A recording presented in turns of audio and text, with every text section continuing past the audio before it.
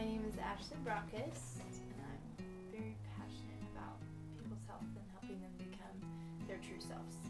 I think I've always cared a lot about people's stories and where they've come from, and wanting to help them figure out how to make things better emotionally or spiritually. But I didn't really start getting into the nutritional aspect until just recently. It seems like the more healthy fat sweet, like virgin organic coconut oil or organic grass-fed butter, the more weight we lose. We're getting more vitamins and minerals, and we've wiped out processed foods and junk food, cereal and things like that too, which has taken a long time to do that because we were definitely all addicted to sugar before too. I think the hardest part about switching over was living in a culture where everybody eats processed food all the time, and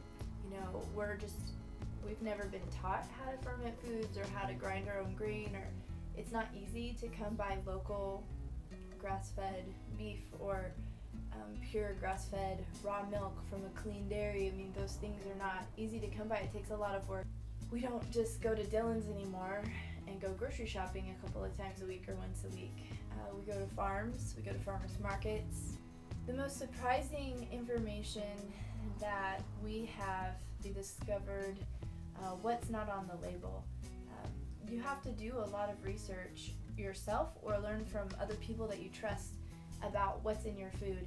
Like now I know I would never buy honey from a store because a lot of companies have illegally imported honey from China and mix it with honey from the US or Canada and say it's from the US, but really it's from another country where there's no regulations, and it has tons of illegal antibiotics and hormones and all this horrible stuff. And America's becoming one of the sickest nations on earth. I think we might be the sickest first world country. We are dying off. And in Sally Fallon's book, Nourishing Traditions, that's what she talks about. She says when we eat processed foods and foods that cannot be digested with nutrients that cannot be absorbed in 3 generations, we will die off. We will begin to die out. And I think that we're really seeing the repercussions of our eating habits and going away from a traditional foods diet.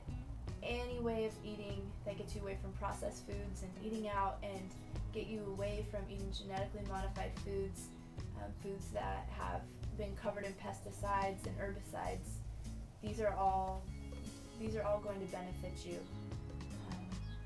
There's a phrase, you are what you eat, and that's really true in a lot of ways. And so we can change what we are by what we